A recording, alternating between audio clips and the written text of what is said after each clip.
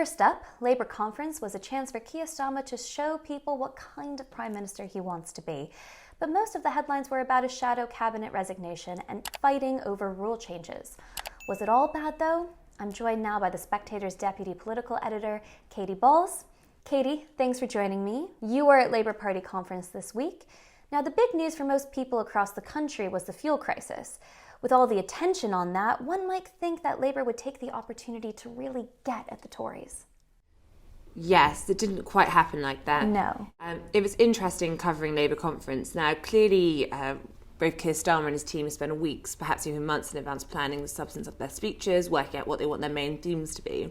But the fact this was also happening at a time when most people in the country were waking up and not sure if they could get to work, how the fuel crisis was going to affect them, meant lots of the people present at the conference, both Labour MPs and even international visitors, were slightly bemused it didn't play a more central role. It was mentioned in the leader's speech, but that's the very end of conference. And I think that, for example, I had one diplomat say to me, not particularly loaded, they just simply asked, why didn't Keir Starmer begin conference filling up cars with petrol, trying to, at Brighton at a petrol station?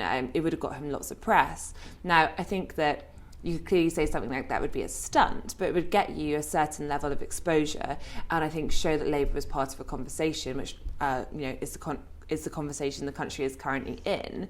And instead, it just very much felt like the Labour Party spent most of conference talking to itself. Now, I think that in some ways, I think that's needed to get the party into the right place to then talk to the country, but it therefore served as a reminder of how much work Labour has to do to get to the point where it is election fit. So if Labour wasn't focusing on the fuel crisis for most of conference, what were they focused on? There are a range of things. I think if you look at the initial headlines from Labour conference, it wasn't particularly what Team Starmer would have desired. We had a row on the first day after Angela Rayner, the deputy leader, used a speech or a reception, so this was later in the evening, we can say, to talk about Tory scum. So then there was a row. Keir Starmer's big Andrew Marr interview, which is supposed to be the scene setter, had to spend a fair bit of time with Andrew Marr asking Keir Starmer if it's appropriate to call Tories scum. He didn't, but he didn't, say that he'd asked Angela Rayner to apologise. And then we also had various trans issues coming up. I think in that same interview, you had Keir Starmer say that it was wrong to say only women have a cervix, and therefore cervix was trending on Twitter for quite a lot, actually, of the whole conference period, with lots of events bringing that back to the fore. And then I think we can say the thrust in the sense of what was in Starmer's control, and he chose to do anyway, were the rule changes. So you had days of, battles, internal factional warfare over rule changes, particularly on how many people need to support a Labour leader for Keir Starmer's successor, taking power away from the membership. And Keir Starmer did win to a degree on this. He didn't get everything he wanted through, but he got a version of it. And therefore his team are very optimistic about that. They think it's going to mean that they can be more bullish in the future because Labour MPs are harder to deselect. It's harder to challenge Keir Starmer from the left. But the flip side of that is we all got to see Labour's dirty laundry played out, and the fact that there is still plenty of division. So in your piece for the magazine this week, you talk about the infighting that defined Labour Party conference. But in terms of those fights, who came out on top? Is Keir Starmer stronger or weaker coming out of conference? I think Starmer is stronger. I think the issue is stronger and strong are two different things. Right. And we have a situation where it's fairly low expectations. Keir Starmer did manage to get the upper hand on the left of his party. I think by the end of it, even those heckles during Keir Starmer's speech, very varied the heckling. We had, where's Peter Mandelson? I think someone at one point shouted about Julian Assange, but also big focus on the minimum wage, the fact that one of the dramas of Labour conference was that Keir Starmer had a member of his shadow cabinet quit because he won't agree to the idea of raising the minimum wage to £15. So there's a lot of that. But I think the fact that Keir Starmer got through that speech and wasn't put off showed that he was standing up to that side of his party and in a way played to his benefit.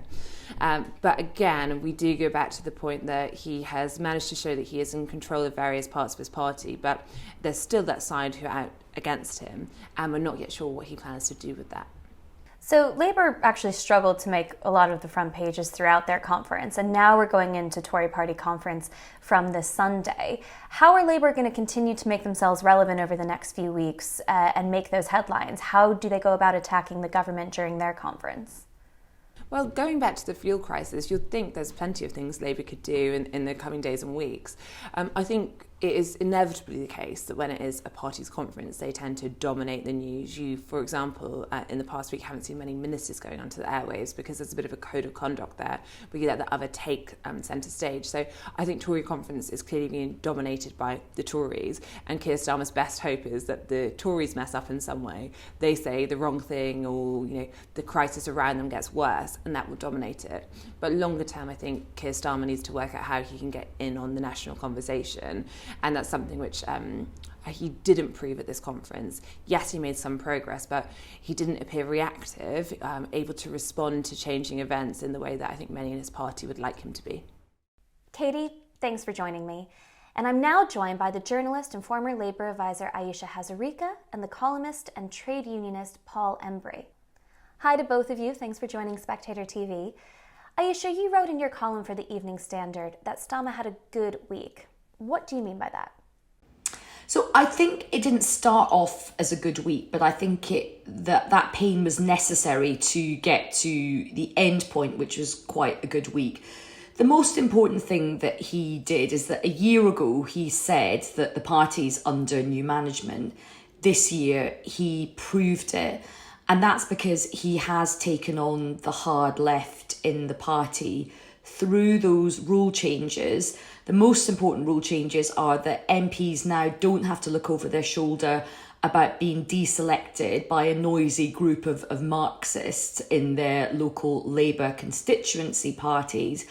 And the other important rule change was that he's hopefully meant that another Jeremy Corbyn or hard left candidate will not ever be leader of the Labour Party again. So they're really important things.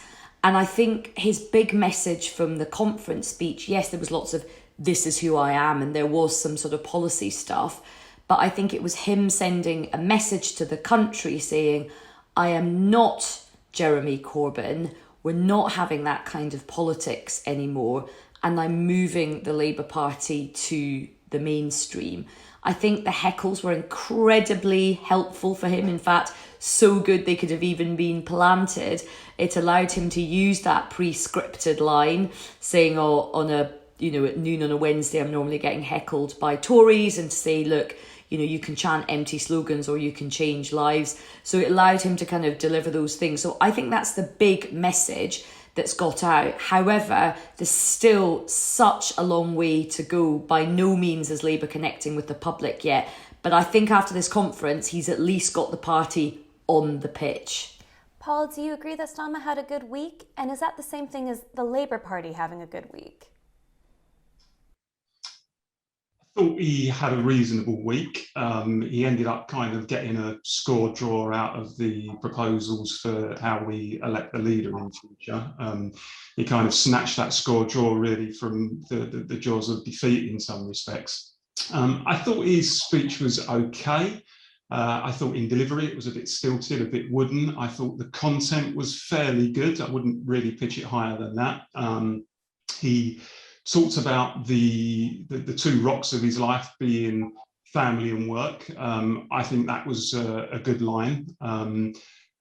Too rarely, frankly, in recent years, as the Labour Party talks about the issues that really matter to ordinary working people, and issues like family and work are central to that. He also, in his speech, touched on stuff like patriotism, the importance of the armed forces, respect for the armed forces, the importance of law and order and tackling crime.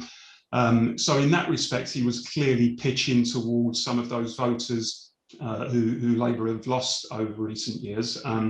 But the reality is, whatever Keir Starmer thinks about the direction of the Labour Party, that the Labour Party needs to go in, and I do think he does, or is developing a clear idea around that. The reality is large parts of the party simply don't want to go there. And when I say large parts, I'm not just talking about the kind of radical Corbynite left, the hard left, who clearly don't like any of that kind of faith, family and flag stuff. But frankly, the liberal left as well, you know, the more centrist, the Blairite left, who don't really do that stuff instinctively, but probably have the nous to realise that Labour has got to speak that language in order to win over working class voters and the mainstream. So yes, Starmer, I think, is developing a clear-eyed idea of where the party needs to go, but whether or not the party's going to go with him remains to be seen. For me, there's still a mountain to climb, and I think the party's still very much in the foothills.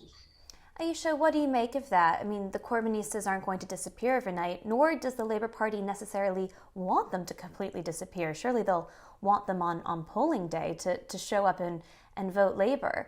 Is Starmer trying to straddle too many horses at one time?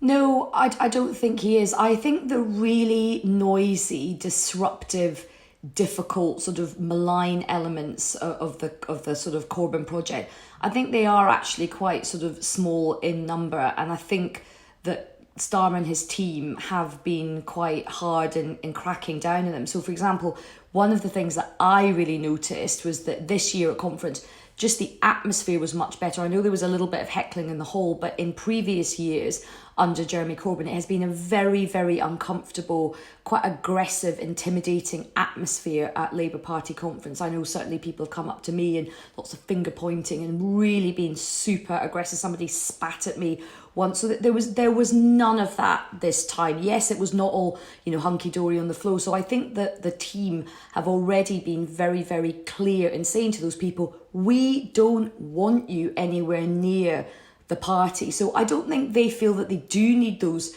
Corbyn people. What I think they do need, though, and this is something that Paul has just sort of touched on, you know, a lot of people in the Labour Party are progressive. That's one of the reasons they're in the Labour Party. So, of course, you know, he's done this first job of saying, look, we've done some kind of hygiene on the party. We've got the party in order. But he is going to have these tensions when it comes to policy going forward. Some of that will be ideological in terms of liberal values, you know, butting up against other things. A lot of those are going to be fiscal as well. We saw this big row with Andy MacDonald over a £15 minimum wage, which, look, many people would love. But what Rachel Reeves, who had a very good conference, she had a really excellent conference.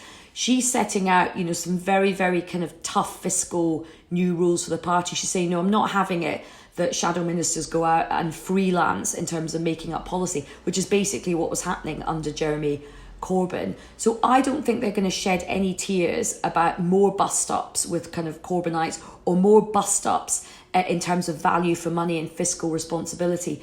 But that doesn't mean it's going to be easy. There are going to be tensions down the track in terms of where that biting point is in terms of balancing, you know, progressive Labour values with where the country might be and what might be popular. Paul, you've been critical of the Labour Party in the past for focusing too much on identity politics. There was no shortage of culture wars at Labour's conference this week. What did you make of it?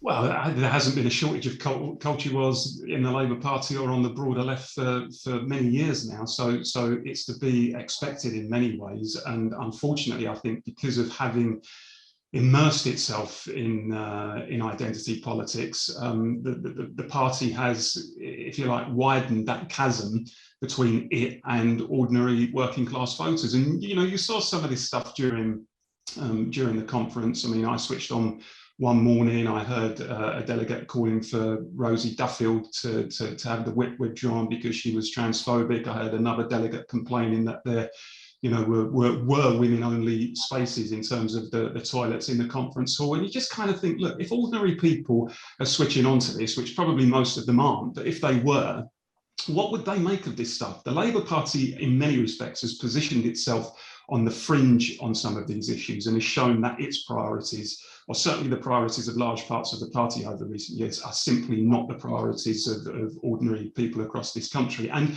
I think the key question for Labour is this: look, how do they win back the red wall? How do they win back those vast chunks of the country which were Labour since time immemorial until 2019, but abandoned Labour in their millions? Provincial Britain, small town Britain, blue collar Britain, these people who as I say, would have been tribally Labour once upon a time, but felt so abandoned by the party and felt that the Labour Party sneered at them and mocked them and simply didn't want their votes anymore.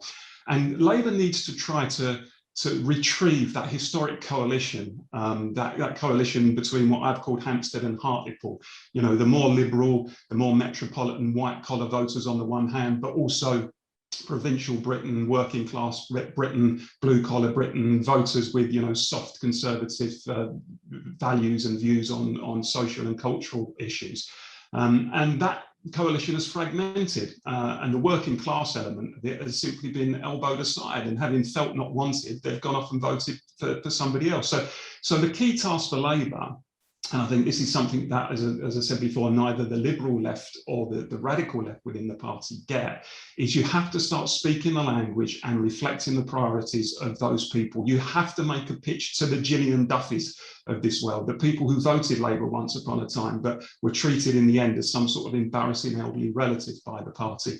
And if anyone thinks that, you know, just by talking about the armed forces or law and order or patriotism, those voters are going to come flocking back, they're going to have a rude awakening, because it has to be rooted, I think, in an ideological change, an internal revolution within the party. It has to be rooted in hard policy, and you have to show through that policy development and through language that you do understand those voters, that you are prepared to win them back, you want to win their hearts and minds. And the reality is, unless you do that, you're never going to win power again. Ayesha, last word to you. By the next election, what does your gut tell you? Will Labour have continued to stay in its comforted little bubble, or will it have branched out in the ways that Paul talks about? Well, I mean, again, we haven't talked about Scotland in all of this, and, you know, it does actually show you that, you know, there is a place north of the Red Wall. There is this place called Scotland, which is really, really important because it's still part of the United Kingdom for the time being. And Labour is not going to get to Downing Street until it shifts more votes in Scotland. And currently there are more Liberal Democrat MPs in Pandas than there are Labour MPs in Scotland. And Labour used to be absolutely dominant in Scotland, particularly in the west of Scotland, where I grew up, where, you know, the pillars of society were football, Rangers and Celtic, the church and the Labour Party and the trade union movement. So the Red Wall is very, very important, but it is not the only thing that Labour has to think about, and just think about the values that people have in Scotland as well, because there is a lot of, it's very fashionable to be like, oh, the Labour Party just, you never thinks about the North, which I have a lot of sympathy for, but it literally doesn't think about Scotland either. And Keir Starmer has got to shift the needle in Scotland, otherwise it's just not going to happen. In terms of where I think Labour will be as we run up to the next general election, I do think this week is very important in terms of, this was the turning point where the Labour Party stopped just being a complete joke and a rabble, and it began to be a serious contender with its eyes on power instead of just virtuous opposition. But there is a long, long way to go. Keir Starmer has to get a bigger swing than Tony Blair did in 1997 to get a sort of majority of one. So it is going to be really difficult. But I think he is very serious about this. Really interesting looking at the coverage today. Actually, quite a lot of the right-wing papers are saying that, you know, he did a good job, and I think that's a big moment, you know, to sort of be looked at as a credible, you know, Prime Minister in waiting. I thought the picture on the front of the Telegraph today was you know, money couldn't buy that picture. Keir Starmer with his wife looking like a sort of normal person. Sometimes those kind of, you know, the partners coming up at the end of conference could be really, really cringe for sort of a Labour leader who looked really sort of awkward about the whole thing. He does have a confidence about him. Listening to him today on the radio as well, just talking about his time as Director of Public Prosecution. He is a serious man, and we are entering very, very serious times. You know, people not being able to fill their cars up, real worry about fuel bills on the horizon, food shortages, like a lot of chaos on the horizon. So while he has got a long way to go, and I would never underestimate the campaigning juggernaut that is Boris Johnson, you know, if things continue to be very, very tricky and competence and planning does get cut through with the public, then I think Keir Starmer could be much more of a contender than people have ever thought him capable of. Ayesha and Paul, thanks for joining Spectator TV.